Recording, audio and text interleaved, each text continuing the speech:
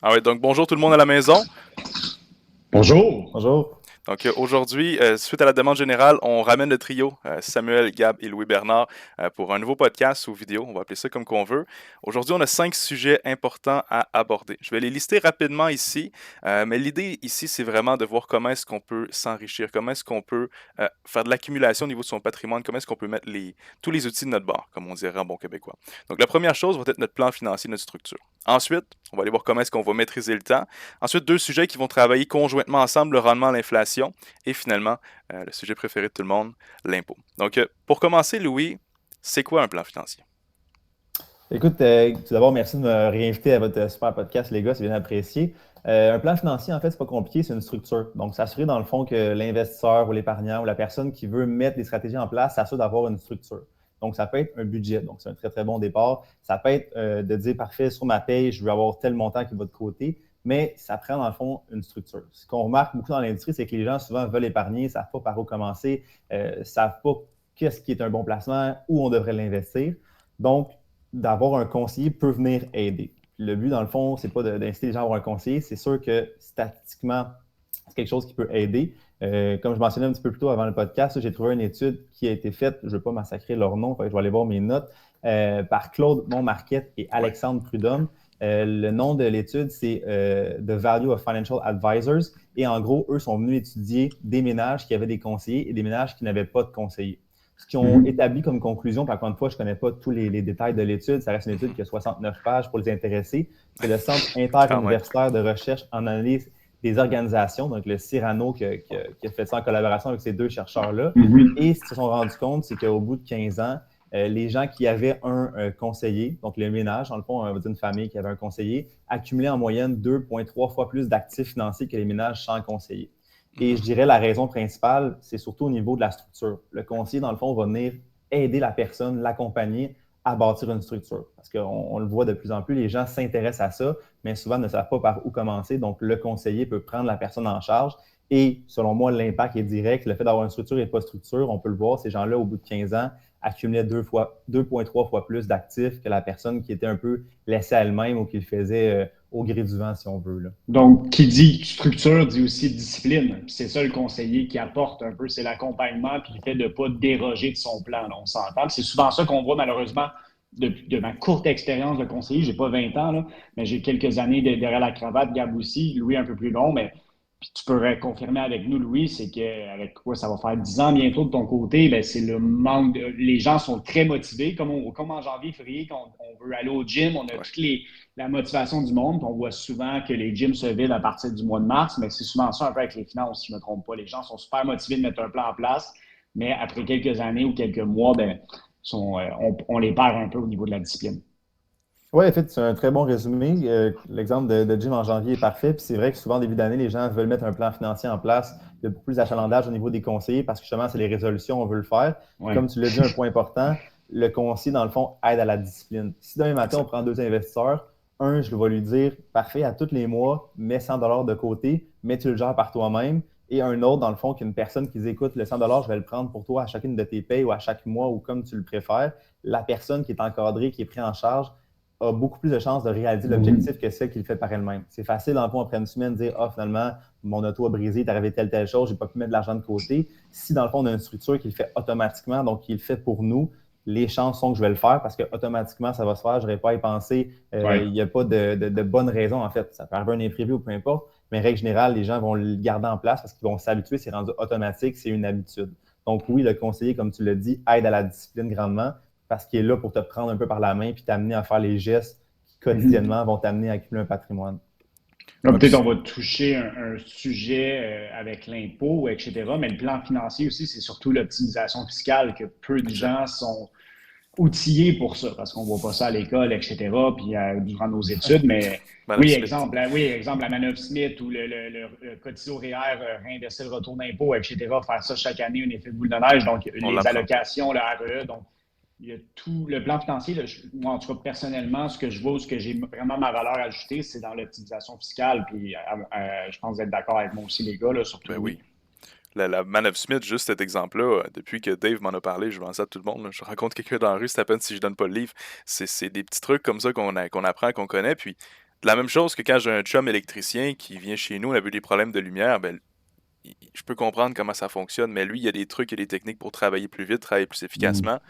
Ben, c'est un petit peu ça, mettre un plan en match, là. Ouais. C'est une Ben, moi, carte au je comprends trésor, pas mais un peu rapide. la lumière, je comprends pas plus comment installer une ampoule, mais ouais, je Correct, comprends ce que tu veux dire. Ouais. chacun sa tasse de thé. Mais oui, pour revenir au plan, tu l'as amené, Sam, c'est un bon point. Souvent, on pense Ouais. conseiller, on pense placement. Le conseiller, c'est plus que ça. Ouais. Donc, quand on parle de structure d'épargne, il pourrait aussi, dans le fond, dire plan financier comme tu l'as abordé, parce qu'il y a d'autres aspects à toucher. L'aspect fiscal est un super important. Les crédits d'impôt qu'on peut aller chercher si on réduit le revenu d'une personne, tout ce qui est au niveau des familles, on est quand même généreux au Canada au niveau des programmes familiaux, sociaux-familiaux. Donc, si on peut aller les chercher, on aide le client. Fait que le conseiller, c'est pas juste de faire du placement, c'est aussi, dans le fond, d'accompagner le Ouais. client pour qu'il y ait une structure financière qui va lui Mhm. permettre, autant au niveau fiscal, au niveau financier, au niveau protection d'actifs, d'atteindre l'objectif. Fait que c'est bien plus que juste prendre des sommes, les mettre dans un compte, les investir. Il y a tout le planning que votre conseiller devrait accompagner aussi le client. Fait que si un conseiller fait seulement faire une transaction, donc déposer dans le REER, il y a une partie de son travail qu'il ne fait pas. C'est ça qu'un conseiller devrait faire, c'est aider la personne au niveau de sa structure financière. C'est ça qu'on voit malheureusement, les gars, je pense souvent. Là.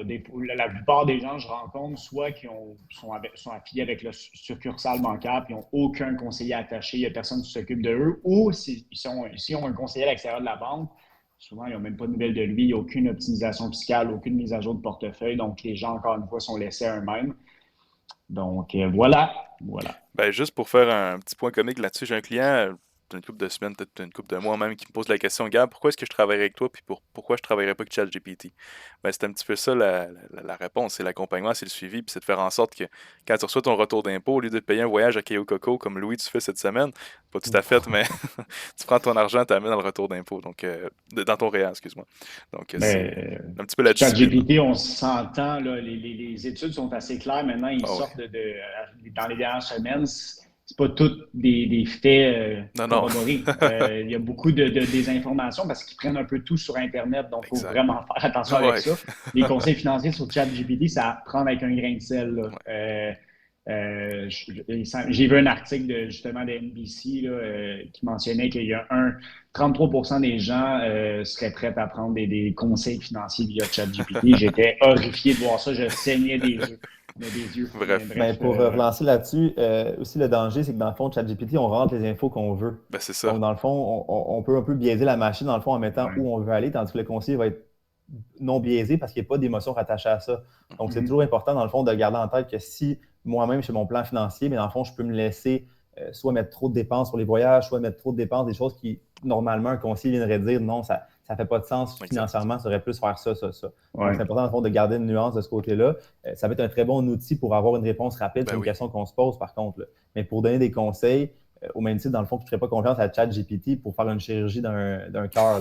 Parce que je veux quand même avoir une personne qui va être là, qui va avoir un ressenti pour être sûr que j'ai le meilleur résultat possible. Donc, c'est plus dans cette optique-là, mais ça demeure un outil très complémentaire, selon moi, au service conseil. Même pour les conseils, ça va être très, très Ben oui. pertinent de l'utiliser. C'est un outil, tu l'as très bien dit. Exact, c'est en plein ça. Fait que oui, moi, je suis très, très pour les conseillers. Puis il y a des personnes, tu sais, en même temps, on parle toujours de la majorité. Il y a des gens pour qui le conseiller ne sera pas nécessaire, par contre. Comme dans toutes les choses, une personne peut être autodidacte, peut apprendre le piano par elle-même. Il y a des exceptions qui, eux, vont mieux s'en sortir sans conseiller, puis c'est correct. Mais pour monsieur, madame, tout le monde, je suis d'avis que pour l'engagement qu'on a sans frais et tout envers les clients, ça vaut la peine. Oui. Puis ça, c'est un très gros débat. Puis si on fait une petite parenthèse, pour ça, on a plusieurs abonnés qui ne sont pas avec nous. On a plusieurs clients qui sont avec nous, mais via YouTube. Mais il y a aussi des gens qui nous suivent et sont très autodidactes. Ils gèrent tout par eux-mêmes, mais ils vont puiser leur information dans des vidéos comme nous, on fait. Ils ont le temps pour faire ça. Ils ont l'énergie, la motivation. Ils traitent finance. C'est correct. Allez-y, go for it. On n'a vraiment rien comme ça. Mais par expérience, on s'entend, la majorité des gens qui ont une famille, qui ne s'intéressent pas vraiment à les finances, il y en a que je leur parle 1 heure, je leur montre un plan financier, puis je le vois que c'est lourd. Je leur vois qu'ils veulent juste que je place leur argent, ils veulent juste que je les aide, ils ne veulent pas trop comprendre. C'est correct, ça n'intéresse pas tout le monde. Donc, la majorité des gens qui sont occupés, qui ont une vie, ben, on s'entend que c'est là où le conseiller va avoir sa valeur ajoutée parce qu'il s'assure, lui, d'amener à bon port le bateau puis que la famille atteint ses objectifs financiers. C'est souvent ça. Fait que c'est un débat. C'est un débat qui n'en est pas un, selon moi, entre investir par soi-même ou passer par un conseiller. Comme dit Louis, ça dépend. Ça dépend de toi, de ta personne. Puis tu l'as dit, c'est durant une vie. Maintenant, je pense que ce serait intéressant de parler du temps. parce Ouais. qu'on est jeune, on On est est rendu au vieux, point 2. puis ouais, on va aller au point 2. Oui, on peut enchaîner, effectivement. Fait Allons, point 2. si dans le fond, résumé, fait que plan financier, faites-en un, selon moi, dans le fond, c'est une des barrières à l'accumulation d'un patrimoine. Parce que dans le fond, comme dans toute chose, si on n'est pas structuré, atteindre l'objectif, ça va être très difficile. C'est pas plus compliqué. Soit appelez un conseiller ou faites-le par vous-même, mais ayez une structure pour vous aider à atteindre l'objectif. Exact. Il y a un lien dans la description. On n'oublie pas ça pour prendre rendez-vous. On vous attend. Yes. Mais bon. Point numéro 2, le temps. On va tous mourir un jour, malheureusement. C'est une nouvelle somme que je vous annonce pour ceux qui ne le savaient pas. Mais le temps, c'est notre outil le plus important en investissement. C'est qui m'avait dit qu'on devrait doubler notre argent un certain nombre de temps? Bref, dans chaque calcul qu'on va faire en finance, il y a toujours le facteur X, le facteur du temps. Louis, c'est quoi ton point là-dessus? Comment est-ce que tu dirais au monde l'importance du temps? Je ne sais même pas comment formuler ma question. Autant que l'immobilier et l'investissement dans un portefeuille, c'est le même principe. Donc, je veux juste faire la parenthèse, là, c'est très relié les deux, c'est le même principe. Le temps est ton meilleur ami. Vas-y. En fait, si on repart du point de départ, l'objectif, c'est de un peu cibler c'est quoi les freins à l'accumulation d'un patrimoine. Puis un des aspects qu'on voit régulièrement, c'est le temps. Quand on parle de temps, on parle d'horizon de placement surtout. Plus une personne, dans le fond, est jeune, plus elle a de temps devant elle, plus c'est facile d'accumuler parce que l'effet du rendement composé va être nettement supérieur à une personne qui tarde à accumuler. Il y a plein d'outils qui sont disponibles sur Internet pour faire le calcul du coût d'un report d'investissement. Donc, qu'est-ce que ça me coûte d'attendre 5, 10, 15, 20 ans avant d'épargner? Énorme. C'est ça, c'est énorme dans le fond. Puis on pourra mettre le lien dans la description du vidéo, Gab, si tu veux. C'est vraiment facile. C'est des calculs on va dire très, très financiers. Mais en gros, l'impact, c'est que plus je tarde, moins mon rendement composé va être élevé, donc plus je laisse du rendement sur la table. Maintenant, ce qu'on va voir aussi dans l'industrie, c'est beaucoup de gens qui vont se donner des excuses de reporter l'investissement. Quand je vais avoir une maison, quand je vais avoir fini de payer les études de mes enfants. Comme le gym, comme n'importe quoi. Comme toute chose tout autre sujet dans la société. Exact, c'est facile de reporter. Mais le problème, c'est que si on veut une retraite, puis on attend 55 ans pour l'accumuler, à un certain point, j'ai plus beaucoup de temps devant moi pour faire du rendement. Donc là, c'est vraiment moi qui dois la payer à 100% si on veut ma retraite. Donc, ce qu'on explique aux jeunes investisseurs, de dire peu importe le montant, même si c'est 25, 50, 100 $ par mois, ce montant-là va avoir un impact sur le long terme. Si on prend le graphique typique de Morningstar qui est offert, on voit toujours une évolution de mettre 100 $ sur le marché boursier au début des années 50, puis on le voit aujourd'hui le montant, puis les gens, quand on leur montre ça, ils ne croient pas. Tu l'as, Sam? Oui, je l'ai devant moi, ouais. Ils ne nous croient pas parce que c'est trop gros comme montant, c'est plus gros que nature. Mais c'est le principe d'avoir du temps devant soi. Fait que quand on parle de barrière, justement, à accumuler un patrimoine, les gens qui vont tarder à investir vont se retrouver avec toujours un patrimoine moins élevé.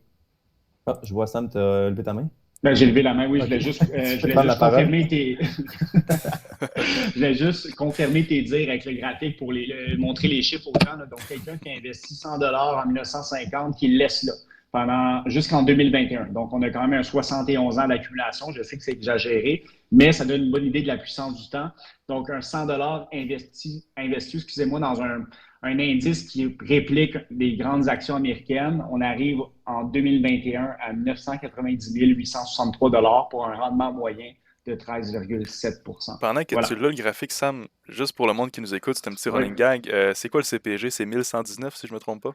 Le CPG, exactement. Donc, quelqu'un qui va écouter sa succurcale bancaire et mettre non, t'as pas dit ça. J'ai pas dit ça. On le coupera. Non, c'est pas vrai. Mais le certificat de placement garanti, donc qui garantit un taux d'intérêt sur un X nombre d'années. Donc, vos sommes sont gelées là et vous n'avez pas accès à vos sommes durant 1 an, 3 ans ou 5 ans. Bon, la moyenne des CPG est autour de quoi? 2 %. Si on regarde donc le graphique, là, 100 $ investis dans un CPG, que la personne renouvelle à chaque fois, puis qui, pendant 71 ans, son 100 $ arrive à 1156 pour un rendement moyen de 3,5 au lieu de 990 000. Fait qu'il y a une bonne différence. Quand je montre ce graphique-là à mes clients, à chaque fois, la réponse que j'entends, c'est crime. Ben, en fait, c'est deux réponses. Un, pourquoi je ne t'ai pas rencontré quand j'étais plus jeune? La réponse, c'est que je suis encore beaucoup trop jeune pour toi.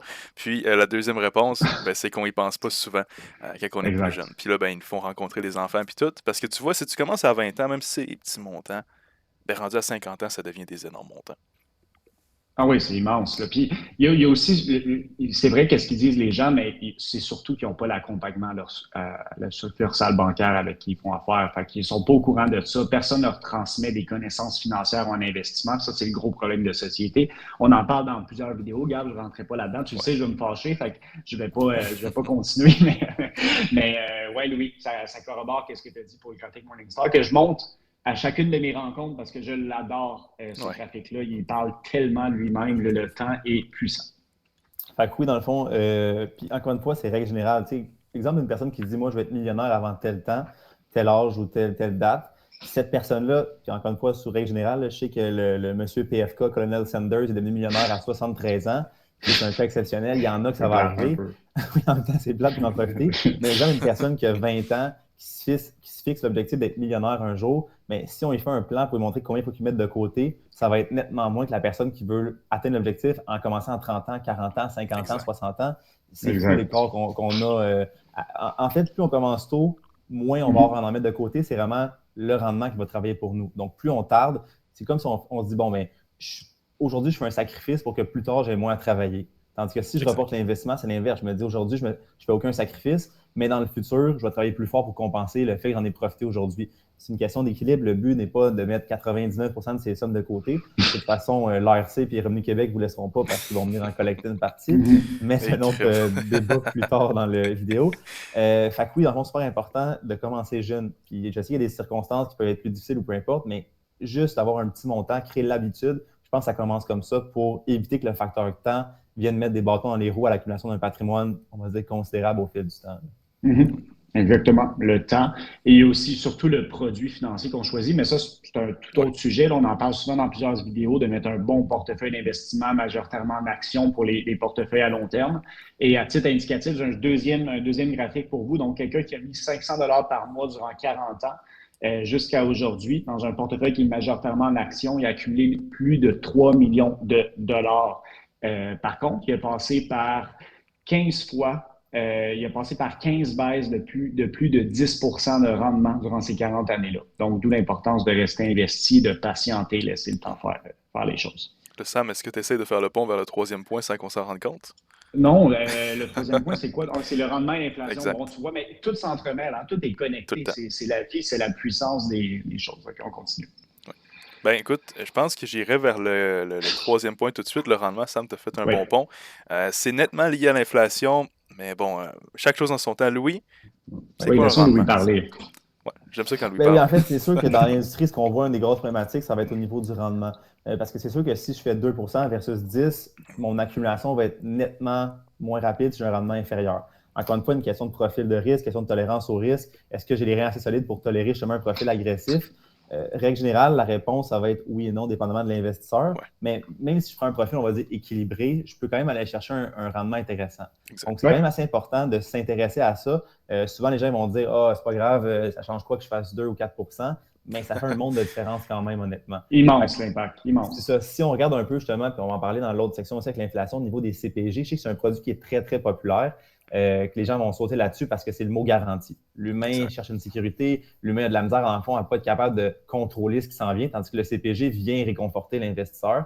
Par contre, ça a un coût immense qui est le coût d'accumulation. Donc, le fait, puis Sam ou Gab pourrait faire des projections justement, montrer la différence en ayant 2% de rendement ou exemple 7%. Ben, je l'ai devant toi. Vas-y, continue, mais je l'ai. Parfait. Ben, on va pouvoir dire les chiffres éventuellement, mais tout ça pour dire que cette personne-là, l'investisseur qui fait le choix de ne prendre aucun risque, et encore une fois, le mot risque n'est pas très bien utilisé, ça reste que c'est du risque calculé. On appelle plus la volatilité, c'est le fait que le portefeuille va bouger au fil du temps. Cet investisseur s'expose à un risque de ne pas faire un rendement suffisant pour atteindre l'objectif financier, tout simplement. Donc, plus j'ai un rendement faible, plus je dois mettre de l'argent de côté, donc plus je travaille fort pour atteindre mon objectif financier, plus j'ai un rendement élevé, plus je fais travailler l'argent pour moi, plus je vais accumuler un patrimoine rapidement sans mettre d'effort, si on veut. La nuance, c'est vraiment pas compliqué à comprendre, c'est vraiment une question de est-ce que émotivement, je suis prêt à tolérer des plus grandes variations pour que mon argent fasse plus d'argent. Donc, une personne qui est capable de passer par-dessus l'aspect que ça se peut que le portefeuille descende à moins 15, moins 20, exceptionnellement, cette personne-là, sur 10 ans, va être récompensée nettement plus que la personne qui dit « non, moi, la tolérance au risque, elle est nulle » parce que cette personne-là va devoir mettre 2, 3, 4 fois plus d'argent de côté que la personne qui a fait le sacrifice de dire « bon, l'argent peut bouger, j'en ai pas de besoin, je la mets de côté, mais dans 10 ans, je vais être très content de ma décision financière. » Absolument. Samuel, avec j'ai levé la main encore une fois via la rencontre virtuelle, mais c'est juste pour ajouter sur ce que tu dis. Souvent, les gens, en tout cas par expérience, puis je suis sûr que ça vous est arrivé, les gars, on rencontre des gens ils nous mentionnent dès le début ils ont vraiment une aversion au risque. C'est des gens qui ont un portefeuille stable, mais quand on prend un 30 minutes avec eux, un 40, leur faire un petit cours d'éducation financière sur l'investissement, comment ça fonctionne, bien, quand on leur a transmis les connaissances, ils sortent de l'inconnu, ils ont beaucoup moins peur parce qu'ils ont les faits, les chiffres devant eux. Puis là, finalement, bien, ils ont un portefeuille équilibré, ils ont un portefeuille croissant. Donc, on va aller chercher du rendement à long terme qui est le jour et la nuit. Ça, c'est des centaines de milliers de dollars dans les poches. Donc, souvent, le frein, c'est les connaissances, c'est le fait que personne ne leur a transmis les choses et ils ont beaucoup de désinformations issues à leur famille, à leurs amis, ou souvent les générations antérieures, ils n'ont pas eu non plus, ils n'ont pas les réseaux sociaux avec toutes les données là, qui se partagent aujourd'hui. Donc, il y a aussi ça à prendre en considération. Puis à titre indicatif, Louis, justement pour corroborer qu'est-ce que tu as dit, là, j'ai une étude devant moi, un graphique qui est très, très le fun. Quelqu'un qui, en 2010, va investir 100 000 s'il le fait dans un CPG, il est autour de 110 000 en 2022.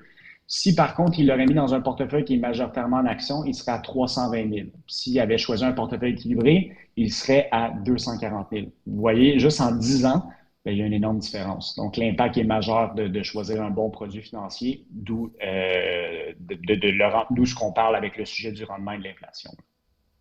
Oui, tu peux-tu oui, vas-y. Je voulais non, vas-y, finis ta question.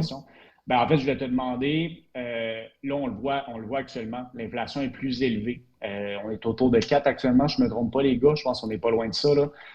Les gens, souvent, ben, ils n'ont pas conscience de ce chiffre-là de l'inflation. Puis ils voient les taux d'intérêt, CPG ou compte épargne, peuvent être à 3-4 puis eux autres, ils trouvent ça super attrayant. Louis, qu'est-ce que tu as à dire pour eux? Je sais qu'est-ce que tu vas dire, mais je veux t'entendre de vive voix. Qu'est-ce qu'il faut faire avant, comme un peu réflexion mentale avant de faire un choix comme ça? Oui, bon, on va l'avoir dans la prochaine section. Là. Tu prends un peu les devants sur l'ordre du jour. Mais en gros, c'est un calcul mathématique simple. Si l'inflation est à 4 puis je fais du rendement de 3 je perds 1 de pouvoir d'achat. Fait que je vais juste, dans le fond, revenir sur ce qu'on discutait avant par rapport au rendement. Tu en as un point super important au niveau de l'éducation financière, puis je ne l'avais pas vu comme ça, mais c'est vrai que c'est une barrière. Le fait que les gens, souvent la bourse, c'est du méconnu ou les investissements en fonds d'investissement, c'est du méconnu, ça va leur faire peur. Donc, de se priver de cet outil-là, c'est comme si demain matin, Sam, on part un projet, on disait, écoute, on se construit une maison, mais dans le fond, toi, tu as un marteau, puis tu as des clous. Puis dans le fond, moi, j'arrive avec mon tracteur, mon équipement, j'ai les DeWalt, les meilleurs outils ou peu importe. Ma maison va se construire nettement plus vite que la tienne. On va peut-être arriver au même résultat, mais ça va avoir pris, dans le fond, 1 an, puis toi, peut-être 15 ans à bâtir. Fait que, quand on parle des placements, un CPJ, selon moi, c'est un marteau. C'est vraiment un outil de base qui va faire en sorte que je vais arriver au même résultat, mais je vais travailler nettement plus fort que si j'utilise des outils, dans le fond, plus à la fine pointe de la technologie, si on veut, pour bâtir mon projet. Fait que, parce que, mettons, on dit à un investisseur, tu veux 1 million de côté avec un rendement de 2 bien, il faut que tu mettes tant de côté. Tandis qu'un rendement de 10, il faut que tu en mettes tant de côté. Fait que l'investisseur, il va arriver au même objectif après 20 ans, sauf qu'il va avoir mis 4, 5, 6, 7 fois plus d'argent que l'investisseur qui a utilisé des bons outils, tout simplement. Donc, ça passe, comme vous l'avez dit, par l'éducation financière. Puis je pense que VF fait une bonne job par rapport à ça. C'est vraiment de déconstruire, si on veut, les idéologies qui sont faites. Le classique, je reviens encore, le fameux oncle qui a perdu tout dans Nortel puis qui ne touche pas à la bourse. Ça, c'est terrible. Pire décision financière. Achète une bonne vieille maison puis reste dedans à vie, tu vas faire de l'argent. Ça a changé au fil du temps. Il faut apprendre. Oui, il y a des circonstances qui ont pensé qu'on a peut-être perdu de l'argent, mais c'est un cas parmi des milliers d'investisseurs qui ont fait une fortune. Là. Puis attends, là, il faut aussi faire la part des choses. Parenthèse, quelqu'un qui investit dans une action, 2 actions, il concentre tout son risque au même endroit versus un portefeuille qui est réparti dans des centaines d'entreprises qui sont consommées par des milliards de personnes et qui génèrent des profits, de la croissance à cause de ces milliards de personnes-là qui consomment. Donc là, je ne rentrais pas dans mon cours d'éducation financière, là, je vais m'emporter, mais tout ça pour dire que c'est le jour et la nuit avec un investisseur qui achète 2-3 actions, qui concentre tout son risque, puis là, ça se peut qu'il perde tout. Oui, il peut faire plus 80 plus 200 par contre, il peut tout perdre aussi. Fait qu'on n'est vraiment pas là du tout avec un portefeuille. Là. Mais c'est un tout autre sujet, on en parle dans quelques vidéos. Ben, en tout cas, pour clore sur le sujet du rendement, ça passe par les outils, les portefeuilles. Puis ça, je pense justement, en moins d'être une personne qui s'intéresse énormément à ça, qui a beaucoup de temps, je pense que le conseiller fait un bon travail pour ça, pour justement recommander le bon produit puis avoir le bon portefeuille ou les bons outils pour atteindre l'objectif. Encore une fois, de le faire par soi-même, c'est faisable, mais un peu comme si demain matin, tu as une maison, si tu fais la pelouse, déneiger, faire le ménage, à un moment donné, il manque de temps. Fait il faut apprendre à déléguer dans la vie. Puis je pense qu'une chose qui peut être déléguée, c'est la gestion de ses actifs. Parce qu'il y a beaucoup de gens qui font un bon travail, qui vont pouvoir gérer cette portion-là, puis enlever une partie du stress à l'investisseur qui veut tout faire par lui-même. Là. Totalement. Puis si vous écoutez ça en ce moment, que vous avez un conseiller et que tout ce qu'on dit est nouveau pour vous, bien, changez de conseiller. C'est ça. C'est tout ce que j'ai à dire. Avec lui, effectivement, c'est peut-être une partie de son travail C'est que magasiner votre conseiller, c'est important. Vous travaillez en équipe avec vos finances pour vos objectifs. C'est important de le magasiner. Il y a beaucoup de questions que vous devez vous poser si justement vous ne savez pas tout ça et que vous avez un conseiller présentement. Bref. C'est ça. Fait que oui, pour le rendement, c'est super important. Ayez le rendement le plus élevé par rapport à votre tolérance au risque parce que ça va faire une différence à long terme. Vous allez travailler moins fort pour avoir le même résultat au final. C'est ce que tout le monde veut dans la vie, au final, de travailler, on va dire, le moins possible pour en avoir le plus possible. Mais l'investissement permet ça. Selon moi, passer par un conseiller peut vous aider à atteindre l'objectif nettement plus facilement que dans vous cassant le basic en le faisant par vous-même. Parce que le risque, c'est un mot que j'aime pas non plus, puis je pense que tu l'as très bien dit tantôt, c'est la fluctuation, le bon mot. Si tu n'as pas touché à ton argent avant 10 ans, ou si tu vas te servir de ton argent dans 3 ans pour construire ton bungalow, ou peu importe, pas le même monde pantoute. Là. Je ne vais pas me permettre de fluctuation si je vais me servir de l'argent dans pas long. Mais si j'ai pas touché à l'argent avant 10, 15, 20 ans, la fluctuation est moins un stress présent. Fait que je pense vraiment que le mot risque est un mauvais mot pour ce qu'on fait à un certain point. Là. Chez la fluctuation répond mieux, je pense, aux besoins généraux. Oui, on pourra débattre là-dessus. Ça reste le terme que j'utilise parce qu'effectivement, c'est facile de dire un profil de risque, profil d'investisseur au niveau du risque, mais effectivement, c'est juste une question de volatilité, de variation temporaire dans un chiffre qui, au final, est virtuel. Tu sais, au même titre, la maison qu'un investisseur achète, il ne voit pas, mais elle fluctue à chaque jour le prix de sa maison. C'est rare, dans le fond, il n'y a pas de cotation en temps réel qui est faite pour un marché immobilier.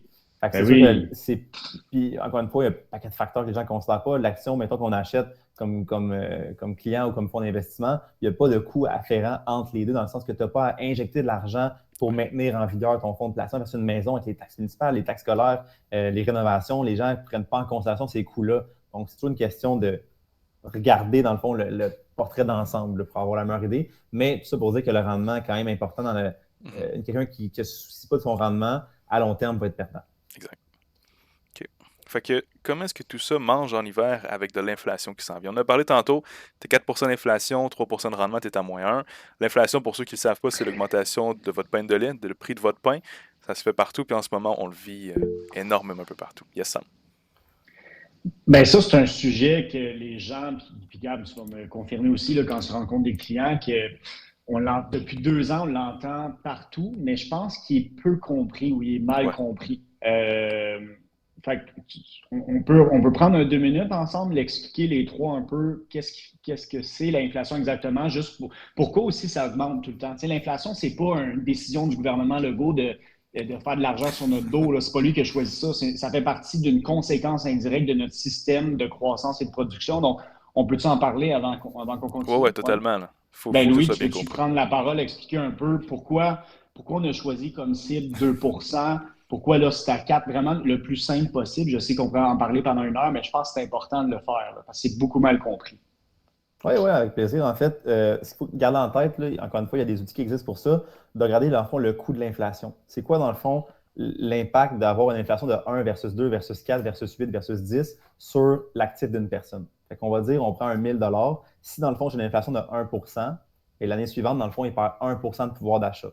Donc, ça veut dire, dans le fond, on prend un cas typique, là, peu importe, là, je vais acheter, comme disait Gab, une pinte de lait, mais avec mon 1 000 $, peut-être que je peux en acheter 99 pintes de lait aujourd'hui. Dans 10 ans, le même 1 000 $, peut-être que je peux en acheter seulement 50 pintes de lait. Donc, c'est une question de pouvoir d'achat. Qu'est-ce que mon 1 000 $, mon 100 $, mon 100 000 $, je peux me procurer avec? Donc, plus que mon inflation est élevée, moins je vais pouvoir me procurer de biens dans le futur. Donc, les gouvernements, ce qu'ils visent, on va dire, parce que c'est impossible d'avoir zéro inflation. Ça reste qu'avec tout l'argent qui s'accumule, chaque année, dans le fond, Samuel Poirier fait un salaire, Gabriel fait un salaire, nos parents font des salaires, nos amis font des salaires. Donc, il y a de plus en plus d'argent en circulation dans le système. Plus il y a d'argent en circulation dans le système, ça fait quoi? Il y a de plus en plus de demandes qui se créent. Donc, plus il y a de demandes, bien là, dans le fond, l'offre augmente. Ça fait en sorte que les gens, pour le même prix, peuvent acheter plus de choses si on veut. Fait que si j'ai 1 000 $ en circulation dans l'économie, puis je tombe à 10 000 le lendemain, mais dans le fond, ça me prend... C'est toute une structure, dans le fond, qui, on va dire, s'amalgame bien ensemble pour qu'au final, on ait un pouvoir d'achat qui augmente au fil du temps, mais que l'inflation aussi, dans le fond, vienne contrebalancer le tout. Fait que, pour faire un chiffre simple, revenir à mon exemple que je disais, l'investisseur qui garde le 1 000 $ sur son compte de banque, on va dire, prends ton grand-père Sam qui a dit « Moi, j'ai 1 000 $, je le garde toute ma vie en dessous de mon matelas », 50 ans plus tard, il se réveille, mais son 1 000 $ qui, on va dire, là, 50 ans, lui permettait d'acheter un véhicule. Aujourd'hui, il va être déçu en maudit parce que mon 1 000 $, c'est peut-être un changement d'huile qu'il va avoir. Exactement. Encore mieux comme exemple, Louis. on prend 1950, quelqu'un qui veut acheter une maison. Il met son 10 000 il ramasse 10 000 pour s'acheter une maison. Les maisons de 1950 en Amérique du Nord, c'était 10 000 Finalement, il décide de son 10 000 de le laisser dans son compte chèque et de ne pas l'acheter sa maison. Puis il dit, je vais attendre en 1990. Un exemple très farfelu, là. Fait qu'il laisse son 10 000 dans le compte chèque. Il fait son bout de chemin pendant 40 ans. Les maisons en 1990 valent combien? 250 000. Son 10 000 il ne peut pas acheter de maison. Il a perdu du pouvoir d'achat, comme Louis dit, tout simplement. Voilà. Il peut acheter moins de choses avec le temps. Une autre façon de le mettre en perspective, fait que oui, dans le fond, l'inflation est un immense frein au patrimoine, à l'accumulation de patrimoine, parce que plus il va être élevé, plus ça va être dur, dans le fond, d'accumuler un patrimoine. Donc, c'est pour ça que les banques centrales mettent autant d'efforts à réduire l'inflation, parce qu'on l'a vécu en 2022 avec une hausse de 8 d'inflation, on va dire, du coût de la vie en moyenne. C'est énorme. Dans le fond, ça veut dire que le 100 000 que j'avais pour acheter des biens de consommation, l'an suivant, il valait 92 000 en termes, on va dire, monétaires. Donc là, j'ai perdu un pouvoir d'achat quand même considérable. Fait que si on laisse le 8 aller, mais au bout de 10 ans, le 100 000 que j'ai vaut quasiment plus rien. Donc, toute la fourchette que les banques centrales vont se fixer, ça va être en général 2 qui veulent limiter l'inflation. Parce que on va dire, c'est une réduction de pouvoir d'achat qui est normale. Puis, règle générale, le portefeuille d'un investisseur devrait toujours faire plus que 2 Fait que si on vient à la partie du rendement, c'est important de s'assurer que le rendement qu'on obtient va battre l'inflation. Encore une fois, c'est sur une moyenne de temps. Parce que si on prend 2022, la grande majorité des investisseurs ont perdu des rendements, ont perdu dans le fond de l'argent parce que le marché boursier était négatif, mais l'inflation faisait rage. Fait qu'on va dire, si on a fait, je sais pas, moins 15 en moyenne, puis il y avait un 8 d'inflation, bien, on se retrouve dans le fond avec une perte réelle de 23 si on veut. Par contre, là, les taux ont redescendu, puis on a un bon rendement depuis le début de l'année, ça vient contrebalancer. Donc, il faut qu'on va dire sur 5 ans, la moyenne qu'on obtient du portefeuille va battre la moyenne d'inflation qu'il y a eu. Parce que sinon, oui, j'ai fait de l'argent, on va dire, on le voit monétairement, mais en termes de pouvoir d'achat, je suis perdant. Et si on reprend l'exemple du CPG, c'est vraiment un immense, on va dire, frein à l'accumulation de patrimoine parce que souvent, le CPG va faire moins de rendement que l'inflation. Donc, la personne qui place ces sommes-là a l'impression de faire de l'argent, mais quand réellement on vient inclure l'inflation, elle se retrouve perdante. Mais c'est très, très, on va dire, populaire parce qu'on voit que monétairement, j'avais 100 j'ai fait 2 je suis rendu à 102, mon 102, il est à moi, il n'y a rien, personne ne peut me l'enlever, il ne bougera jamais. Ouais. Sauf que quand on calcule l'inflation, qu'on met toutes les données en perspective, on s'est rendu compte que j'ai fait du surplace. Parce que mon 102 ça équivaut à 100 aujourd'hui, donc je ne suis pas plus gagnant si on veut. Fait que si on veut vraiment créer un patrimoine, une plus-value, il faut s'assurer que le rendement dépasse l'inflation. Exact. Puis si on regarde la moyenne dans les banques là, canadiennes, la moyenne de rendement des CPG au cours des 20 dernières années, on est à 2,17, ce qui est plus ou moins l'inflation. Donc, il n'y a pas vraiment de gain, comme Louis dit. Donc, ça vous donne une bonne idée de faire attention avec ce produit-là, à moins que vous ayez 75 ans et que vous soyez placé pour un an. Là, on peut faire une parenthèse. Dans le fond, les CPG sont pas c'est un outil, encore une fois. C'est un outil, dans le fond, selon des projets. Une personne qui me dit, c'est sûr que dans un an, le cas typique, on va dire des frais de condo. Donc, souvent, les syndics de condo ont des gros montants d'accumuler parce qu'ils savent qu'en prévision de rénovation, peu importe, ils ne peuvent pas se permettre d'avoir une perte. Donc là, ça va valoir la peine de prendre pour un an les sommes, de les geler pour que le syndic de condo fasse au moins un rendement sur l'argent qui dort. Même principe, on a besoin, dans le fond, on achète une propriété autoconstruction, puis le projet est sur 18 mois, puis j'ai des liquidités qui sont déboursées avant, puis je ne m'en servirai pas tout de suite. C'est parfait de prendre ce type de produit-là. Encore une fois, sachez qu'on ne peut pas le racheter en tout temps, puis il y a des restrictions. Il faut vraiment s'assurer qu'on n'ait pas besoin de l'argent, mais sur une courte période de temps. Si, dans le fond, je bâtis mon plan financier avec des CPG sur 10, 15, 20, 30 ans, bien, selon moi, dans le fond, la personne elle va travailler trop fort pour rien. C'est plus dans cette optique-là. Ouais, c'est un outil. Mais les produits sont... C'est un outil comme toute chose. C'est vraiment, dans le fond, de l'intégrer à un plan financier, mais dans certaines circonstances. C'est pas le cheval de bataille qu'on devrait utiliser pour tout le monde. C'est vraiment très, très spécifique comme produit pour certains investisseurs dans certaines situations. Parce que, règle générale, ce qu'on veut, c'est que le rendement crée une croissance, batte l'inflation, puis que la personne fasse de l'argent sans travailler pour qu'elle puisse en profiter un jour. C'est ça l'objectif derrière tout ça. Là. Exact. Absolument. La raison pour laquelle on en parle autant, c'est surtout que c'est souvent marketé comme un outil d'épargne retraite, d'épargne pour ci, d'épargne pour ça. Mais réalistiquement, c'est un outil pour certains scénarios, comme un marteau, comme une ampoule, comme quoi que ce soit. C'est beaucoup trop à faire par les succursales. Puis je veux pas marteler les succursales, mais je le vois chaque semaine.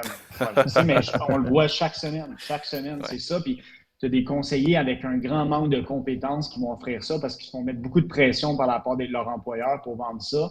à des jeunes qui ont 20 ans. C'est complètement absurde, c'est grave, là. Bref, en tout cas, ça, Bref, c'est une on autre fera histoire, là, une mais vidéo c'est beaucoup là-dessus. trop vendu, cette Tu vas affaire-là. aller manifester devant une Ouais, succursale avec ta le kit, pancarte. je m'en vais manifester, exactement, avec ma Mais oui, pancarte. fait que inflation, faire attention, c'est comme, on va dire, un peu une bête noire qui se cache dans l'ombre, Oui, cette donnée-là économique, on ne prend pas en considération, mais quand on le factor in, en bon français, au niveau du rendement, on se rend compte que ça gruge une bonne partie du rendement.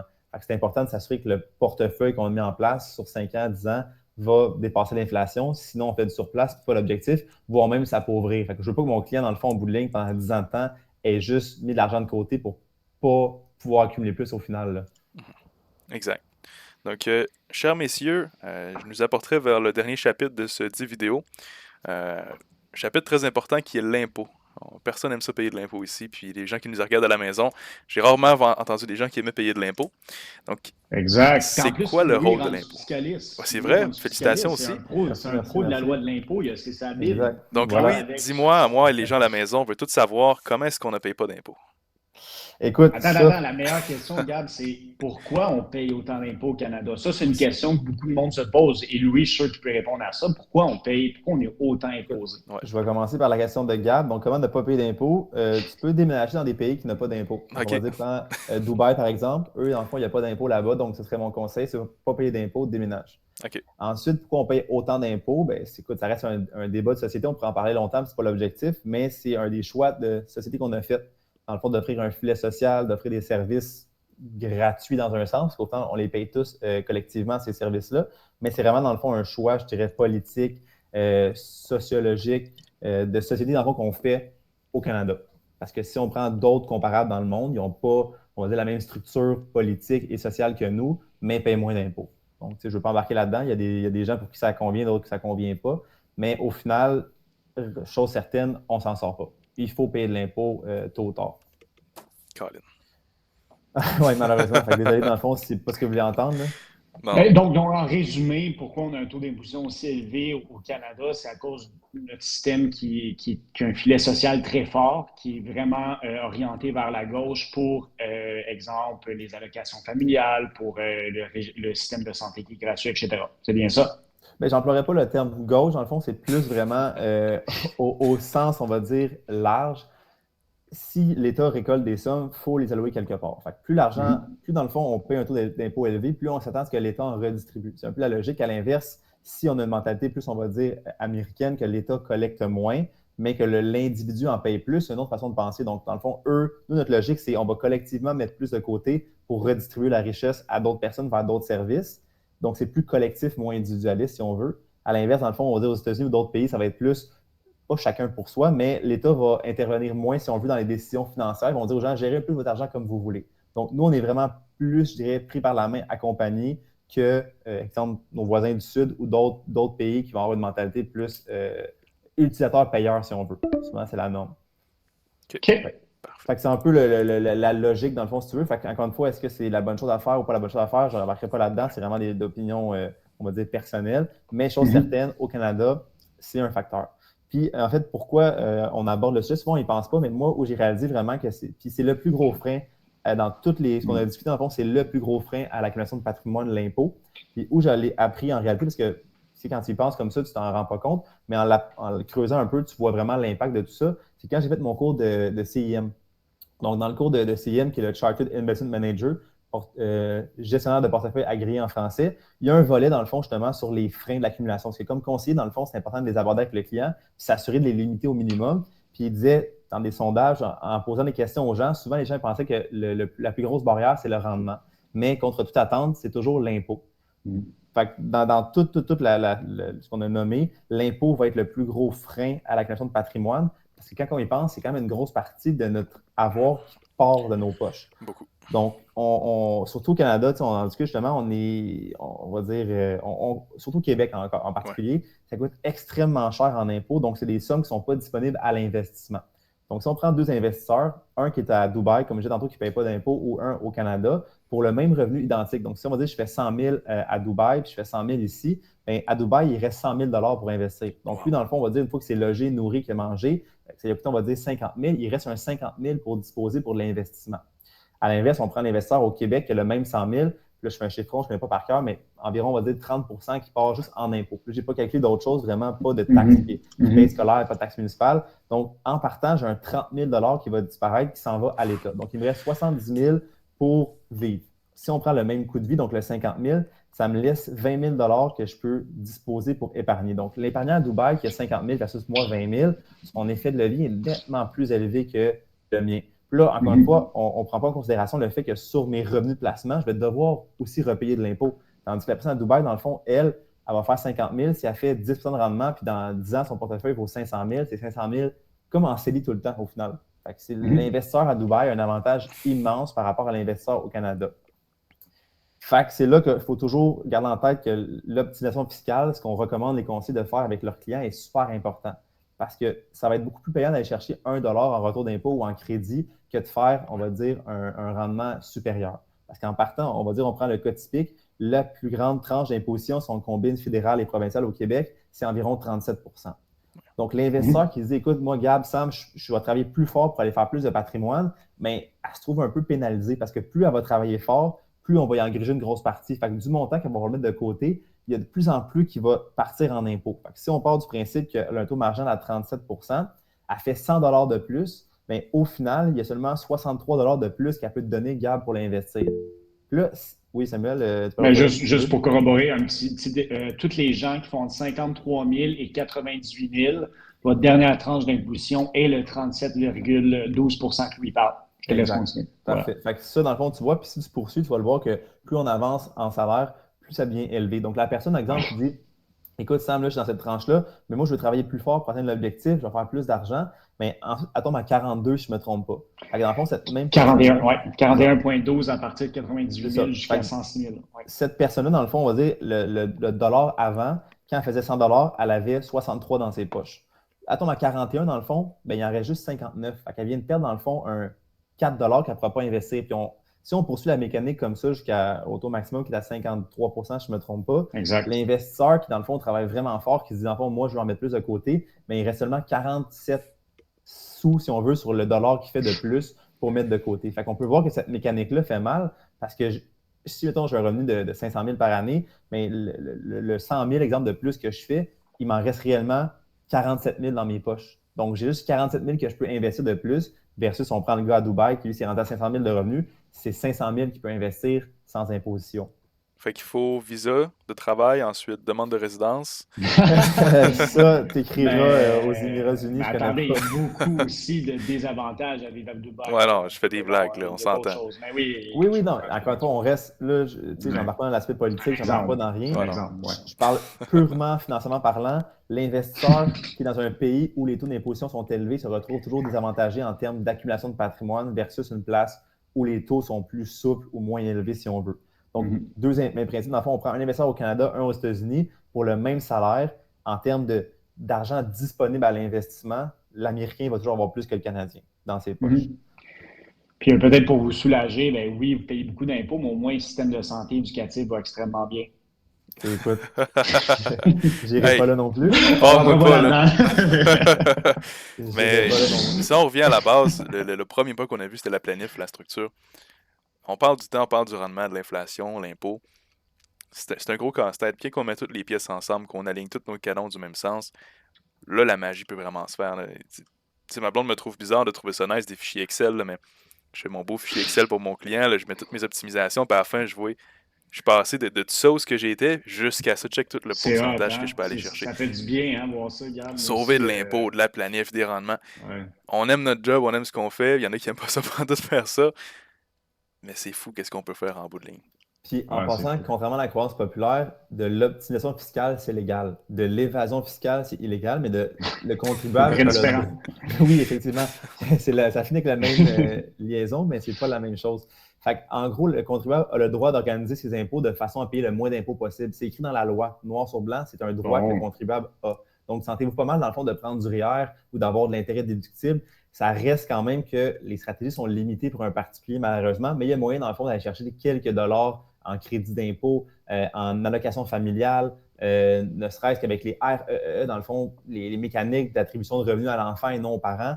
c'est des dollars de plus dans vos poches. Puis comme on est très imposé au Canada et au Québec, ça vaut la peine d'aller chercher ces dollars-là parce que c'est du patrimoine de plus que vous allez accumuler sans trop d'efforts supplémentaires Mais au final. mais oui, la vidéo de Gab là, qui concerne le retour d'impôt qui est réinvesti à chaque année avec ton fichier Excel, c'est magique. Ça, allez le voir après la capsule. C'est du génie, ça. C'est de la beauté Excel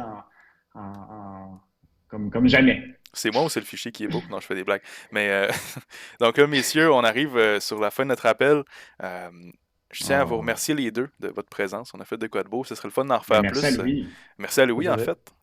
Ton temps est très, très précieux. Merci de nous l'accorder. Donc, est-ce que tu aurais un mot de la fin, Louis? Une phrase, de quoi d'inspirant pour motiver les gens? J'aurais pas une quote de super-héros, mais je reviens dans le fond ce qu'on a dit au début, là, les 5 barrières qu'on a nommées. Oui, les répéter. Selon moi, ben en fait, Gab, pour les répéter, moi, c'est plus dans le fond d'amener l'optique de créer une structure financière. Ça part de là, selon moi, puis dans le fond, tous les autres vont pouvoir être corrigés si on veut. Ça soit dans le fond, avoir un rendement intéressant, s'assurer dans le fond que la fiscalité est optimisée au niveau de la stratégie financière, s'assurer qu'on bat l'inflation, avoir une horizon de temps suffisamment long devant nous pour investir. C'est toutes des choses que le conseiller peut accompagner l'investisseur à faire, que s'il est laissé à lui-même, selon moi, pourrait se retrouver un peu perdu dans tout ça. Surtout au niveau fiscal, je ne le cacherai pas, même moi qui ai terminé ma maîtrise récemment, la loi de l'impôt, c'est une brique qui est énorme, que c'est impossible à lire au complet. Donc, il faut avoir du support, il faut avoir de l'aide. Donc, allez chercher un conseiller qui est compétent, qui va pouvoir vous accompagner, avec qui vous êtes sentez en confort, si on veut aussi. Ça reste une relation d'affaires au final, là. Autant du côté du conseiller que du client. Il faut bien s'entendre, il faut se sentir en sécurité, il faut se sentir bien encadré, c'est l'important. Fait que selon moi, pour s'assurer de l'accumulation d'un patrimoine optimal, c'est de revenir à la base, d'avoir une bonne structure, puis s'assurer d'être bien accompagné, bien encadré pour réaliser l'objectif financier ultimement. Donc, les 5 chapitres du vidéo aujourd'hui, la première chose, planification, structure. Deuxième chose, le temps, très, très, très important. Le rendement et l'inflation qui travaillent conjointement ensemble, donc la petite soustraction, n'a pas oublié de faire. Et la 5e étape, déménager à Dubaï. Non, c'est une blague, l'imposition. Donc, pour tous ceux qui nous regardent, si vous aimeriez nous rencontrer, jaser avec nous autres, parler de finances et tout ça, sous la vidéo, il y a un lien pour prendre rendez-vous. Ça va nous faire plaisir. On aime ça vous jaser. Donc, gênez-vous pas, aimez, commentez, partagez. Encore une fois, merci à vous deux, messieurs. Puis, on se dit à très, très bientôt. Merci, les gars. Merci, Louis, encore. Ouais, plaisir. Fait qu'à bientôt. Salut. Salut, les boys. Salut, tout le monde. Bye.